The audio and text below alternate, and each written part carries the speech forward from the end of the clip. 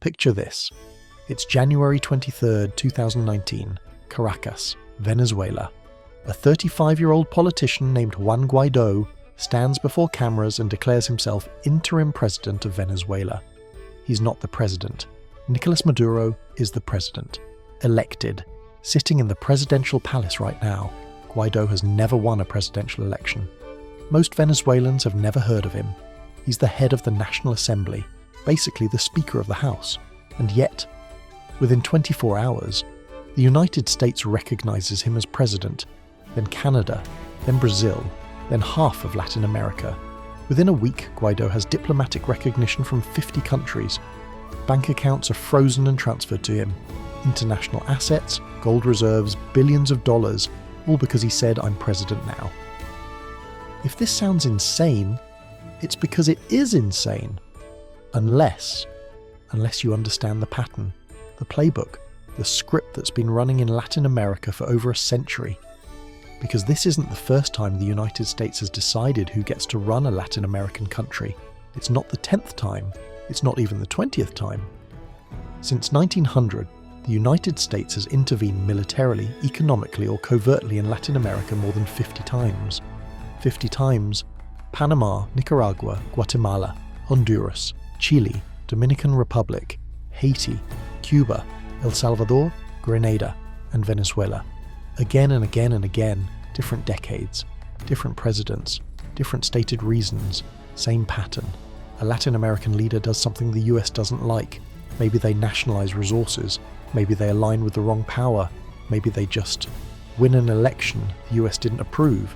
The US intervenes, sometimes with Marines, sometimes with CIA operations, sometimes with economic sanctions that starve the population. The leader is removed, killed, exiled, replaced. A new government takes over, usually friendlier to US interests, often more authoritarian, almost always worse for the local population. Then, a few years or decades later, the cycle repeats. If you want to understand why Venezuela is the way it is, why Central America has immigration crises, why the phrase American imperialism exists, hit that subscribe button, because we're about to trace a pattern that spans 120 years, from Teddy Roosevelt to Donald Trump, from gunboat diplomacy to drone strikes. This is the story of how the United States shaped Latin America, and why that history is still playing out, right now, today. Let's start where it always starts, with someone making money. November 3rd, 1903, Panama City. Panama isn't a country yet. It's a province of Colombia, poor, humid, mostly jungle and swamp, and the United States wants to build a canal through it. Not for Panama's benefit, for American benefit. A canal connecting the Atlantic and Pacific would cut weeks off shipping times. Military ships could move between oceans without sailing around South America. Commercial shipping would explode. Whoever controls that canal controls global trade routes. Colombia knows this. They want better terms, more money, more sovereignty. The Colombian Senate rejects the US treaty. The United States doesn't take no for an answer. Within days, a revolution breaks out in Panama. Local elites declare independence from Colombia. Totally spontaneous. Definitely not planned. Colombian troops try to cross into Panama to suppress the rebellion. US warships block them. American Marines land in Panama, not to fight, just to stand there, making sure Colombian forces can't restore order. Within 3 days, Panama is an independent country. Within 2 weeks, Panama signs a treaty giving the US complete control over a 10-mile-wide canal zone forever for $10 million. Teddy Roosevelt, US president, later brags about it. "I took Panama, not Panama became independent. I took Panama." This is the beginning, the template, the playbook for the next 120 years. Step 1. Identify a resource or strategic location you want. Step 2. If the local government won't cooperate, create a new government. Step 3. Make it look legitimate, democratic, a revolution, the will of the people. Step 4. Sign treaties with the new government that benefit you. Step 5. If anyone questions it, call them anti-democratic, socialist, a threat. Panama 1903 is the proof of concept, and it works perfectly. The Panama Canal opens in 1914. American ships sail through, American companies profit, American military power projects globally. Panama, a US protectorate. The Canal Zone is American territory. Panamanians can't even enter without permission. Their country, cut in half, controlled by foreigners for 75 years. The Panama model is too effective not to repeat. Between 1900 and 1934, just 34 years, US Marines intervene in Latin America more than 30 times. They call it the Banana Wars. Not because it's about bananas, because it's so frequent, so casual, so routine that it becomes bananas. Honduras? Marines land 5 times between 1903 and 1925. Nicaragua? US forces occupy it for 21 years straight. 1912 to 1933. Haiti? Occupied from 1915 to 1934. 19 years. Dominican Republic? Marines from 1916 to 1924. Why? Different reasons every time. Protecting American citizens. Restoring order. Preventing European influence. Fighting communism. Even before the Cold War starts. The real reason? Almost always the same. American companies are operating in these countries. Banana companies, sugar companies, mining companies. They're making massive profits. Cheap labour, cheap land, no regulations. Then, a local government tries to regulate them, tax them, redistribute land, improve worker conditions. The company complains to Washington. Washington sends Marines. Problem solved. United Fruit Company, an American banana corporation, becomes more powerful than most Latin American governments. They own railroads, ports, telegraphs, millions of acres of land. They overthrow governments that threaten their profits, literally. They coordinate with the US State Department and CIA to remove leaders. Guatemala 1954 is the most infamous example. Jacobo Arbenz, democratically elected president of Guatemala, 1951. He's not a communist, he's a reformer, moderate, popular. His big crime, agrarian reform. Guatemala's land is owned by a tiny elite. 2% of the population owns 70% of the farmland. Most Guatemalans are landless peasants, starving. While huge estates sit unused, Arbenz passes a law, redistribute unused land to landless farmers, pay fair compensation to landowners. It's not radical, it's New Deal style reform, the kind the US does domestically. One problem. United Fruit Company owns 550,000 acres in Guatemala, most of it unused, sitting idle. The reform law would redistribute that land. United Fruit is not happy. They launch a lobbying campaign in Washington, call Arbenz a communist, a Soviet puppet, a threat to American interests. Never mind that he's not a communist. Never mind that he was democratically elected. United Fruit has connections. The Dulles brothers, Alan and John Foster, run the CIA and State Department. They also have financial ties to United Fruit. Conflict of interest? In the 1950s, please. The CIA launches Operation PBSUCCESS. Covert operation. Overthrow Arbenz. Install a military government. They train a liberation army in Honduras, a few hundred men, led by a Guatemalan colonel named Castillo Armas. June 1954. The invasion begins. It's a joke militarily. A few hundred poorly trained soldiers against the Guatemalan army. They'd lose immediately, except the CIA flies planes over Guatemala City, drops bombs. Not many, just enough to create panic. CIA radio broadcasts claim a massive army is advancing, thousands of troops, total lie. Arbenz tries to rally his army, but his officers, terrified of US intervention, refuse to fight. The US ambassador tells Arbenz, resign or we'll invade with Marines. Arbenz resigns, flees to Mexico. Castillo Armas takes power, immediately reverses the land reform, returns everything to United Fruit. Then he starts killing people, anyone who supported Arbenz, intellectuals, teachers, labor leaders. Thousands executed, tens of thousands imprisoned. Guatemala descends into 36 years of civil war, 200,000 dead, most of them indigenous Guatemalans, all because United Fruit didn't want to share land. The Guatemala coup is perfect. No US troops officially involved, no American casualties, plausible deniability, and it works. The US gets a friendly government. United Fruit keeps its profits. This becomes the preferred method. Covert ops, CIA-backed coups, economic warfare. less visible than sending Marines. Same results. Chile 1973 is the refinement of the model. Salvador Allende, democratically elected president, socialist, but democratic, wins a fair election. His crime? Nationalizing copper mines, most of them owned by American companies. He offers compensation, wants to use the profits for social programs, healthcare, education, housing. The US decides he's a communist threat. Nixon and Kissinger order the CIA make Chile's economy scream. They cut aid, block loans, sabotage infrastructure, fund opposition groups, create conditions where people blame the government, where the middle class panics, where the military thinks intervention is necessary. September 11th, 1973. The Chilean military, led by General Augusto Pinochet, launches a coup. They bomb the presidential palace. With Allende inside, Allende dies, gunshot wound, probably suicide, maybe murdered. Pinochet takes power. What follows is systematic terror. 40,000 people detained, tortured, in stadiums, prisons, secret detention centres, 3,000 killed, thousands more disappeared. Anyone left-wing, anyone who supported Allende, academics, artists, union leaders, thrown from helicopters into the ocean, shot in mass executions, tortured to death.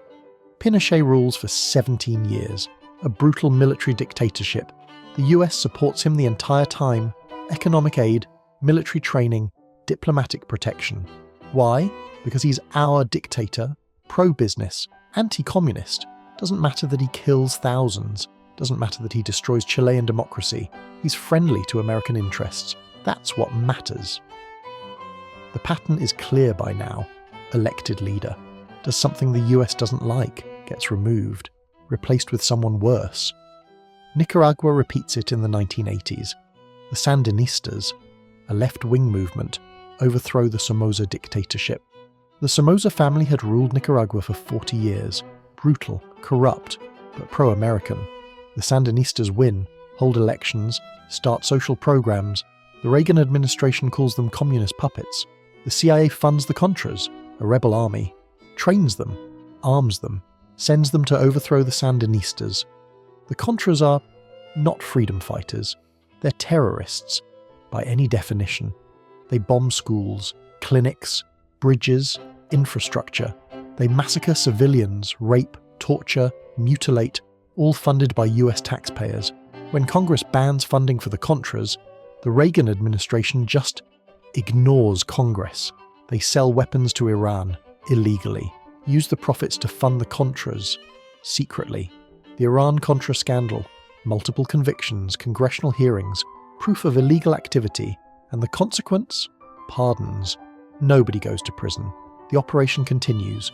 The Contra War kills 30,000 Nicaraguans, destroys the economy, creates a refugee crisis. Mission accomplished? By the 1990s, the methods are evolving. Military coups are less popular, bad optics, international condemnation, economic warfare becomes the preferred tool. Sanctions, asset freezes, banking restrictions. Don't invade, just starve them. Make the economy collapse. Blame the government. Wait for a coup or election to remove them. Venezuela is the modern laboratory. Hugo Chavez, elected 1998. Socialist, populist, nationalizes oil. Venezuela has the largest oil reserves in the world, and Chavez wants that money going to Venezuelans.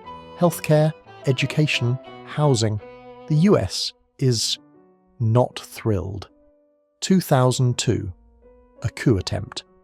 Military officers try to overthrow Chavez. The coup leaders immediately fly to Washington for meetings. Chavez's supporters, millions of poor Venezuelans, take to the streets. The coup fails. Evidence later emerges: CIA involvement, US funding for opposition groups, prior knowledge of the coup. The US denies everything. Chavez stays in power, dies in 2013. His successor, Nicolas Maduro, takes over. Maduro is not popular, corrupt, incompetent, authoritarian. The economy collapses, partly his fault, partly falling oil prices, partly US sanctions. The sanctions are brutal. They don't just target the government, they target the entire economy. Banks can't process Venezuelan transactions. Oil can't be sold, medicine can't be imported, 40,000 Venezuelans die because they can't get medicine. UN reports confirm this. The sanctions are killing people, more than Maduro's government is. Then in 2019, Juan Guaido declares himself president. The US recognizes him immediately, tries to transfer Venezuelan assets to him, organizes a humanitarian aid convoy that's actually carrying weapons. The coup fails. Guaido becomes a joke. His support collapses. He's now living in Miami, no longer even claiming to be president. The US quietly moves on. The sanctions remain. So, what's the pattern? Let's lay it out clearly. Step 1. A Latin American country elects or develops a government that prioritizes its own people over US corporate interests. Step 2. That government nationalizes resources, redistributes land, or implements social programs. Step 3. US companies complain. They have investments, profits, contracts. Step 4. The US government intervenes. Sometimes military, sometimes CIA, sometimes sanctions. Step 5. The intervention is framed as defending democracy, fighting communism, or protecting human rights. Step 6. The intervention succeeds. The government is removed. Step 7. A new government takes power, usually more authoritarian, always more friendly to US interests. Step 8. The country suffers, economy collapses, violence increases, people flee. Step 9. The US blames the previous government, or socialism, or corruption, never the intervention. Step 10. Repeat. This has happened more than 50 times. Panama, Cuba, Nicaragua, Honduras, Guatemala, Dominican Republic, Haiti, Grenada, El Salvador, Chile, Bolivia, Venezuela. Different decades, different methods, different excuses, same pattern, same results. And the consequences? Let's talk about what these interventions actually create. Instability, violence, poverty, migration.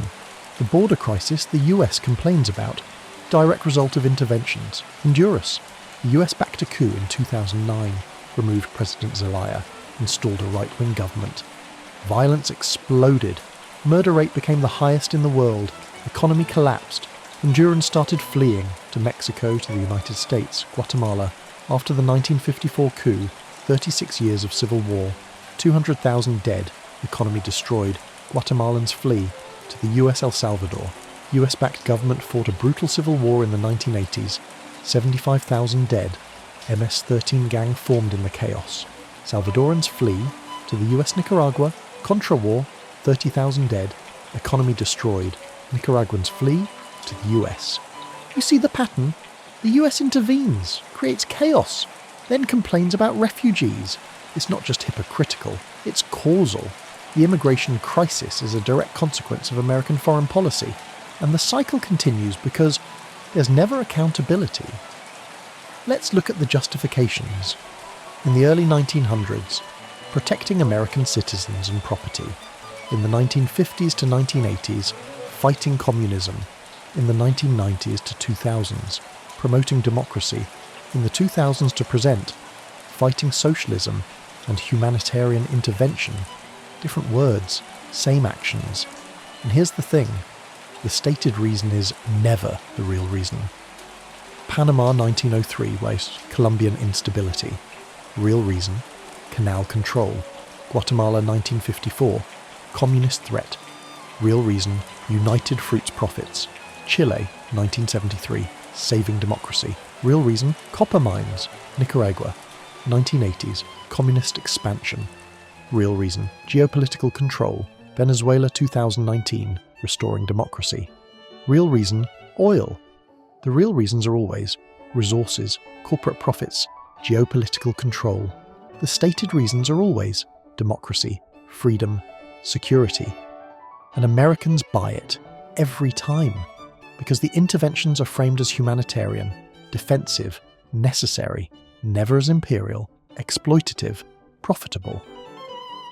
Now, is every Latin American problem caused by US intervention? No. Latin American governments bear responsibility too. Corruption, incompetence, authoritarianism. Maduro is a terrible leader. Chavez made serious mistakes. Latin American elites are often corrupt and exploitative. This isn't about absolving Latin American leaders of responsibility. It's about recognizing a pattern, a system, a century-long policy. The US doesn't just respond to crises in Latin America, it creates them, then uses those crises to justify more intervention. It's a self-perpetuating cycle. Intervene, create instability, blame instability on the government, intervene again.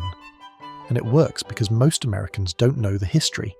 They hear Venezuela crisis and think socialism failed. They don't hear decades of sanctions, coups and economic warfare. They hear border crisis and think those countries are broken. They don't hear we broke them. Let's talk about WHO benefits, not the American people. You don't benefit from Venezuelan oil or Guatemalan bananas or Chilean copper. Corporations benefit, defense contractors, oil companies, mining companies, agricultural giants. They lobby for interventions. They profit from instability. They extract wealth. The cost is paid by everyone else. Latin Americans pay with their lives, their economies, their democracies. Americans pay with tax dollars, funding coups, backing dictators, training death squads, and with refugees. Because the instability we create comes back. The only winners are corporations and the politicians they fund. Everyone else loses. Modern Venezuela is the latest chapter, not the last. The pattern continues because it's profitable, because it's bipartisan, because most Americans don't pay attention. Democratic presidents do it. Republican presidents do it. Obama backed the Honduras coup. Trump recognized Guaido. Biden maintains the sanctions. It's not left versus right. It's empire versus sovereignty. And the empire always finds new targets. Nicaragua again. Bolivia. Cuba still. Anyone who nationalizes resources or challenges US dominance, the methods evolve. Drones replace Marines. Sanctions replace coups. But the pattern remains. Identify a threat to US interests. Frame it as a threat to democracy or security. Intervene. Replace the government. Extract resources. Repeat. So what does history teach us? That intervention creates the problems it claims to solve. That promoting democracy usually means installing dictators. That humanitarian aid often comes with strings and sometimes weapons. That the costs are borne by the poorest, while the benefits go to the richest. That the cycle continues because we don't learn, or we do learn and don't care, because the consequences happen over there, to them, until the refugees arrive. Then suddenly it's a crisis we created, then blame them for. If this deep dive into uncomfortable history made you think, hit that like button and subscribe. Let me know in the comments. Does knowing this history change how you see current events? From Panama to Venezuela, the pattern repeats. Different countries, different years, different justifications, same intervention, same results, same cycle. And until Americans understand this history, until we recognize the pattern, it will continue. Because the most dangerous thing isn't ignorance of history, it's the certainty that this time is different, that this intervention is justified, that this government really is a threat. Every single time, for 120 years, we've said that. And every single time, we were wrong.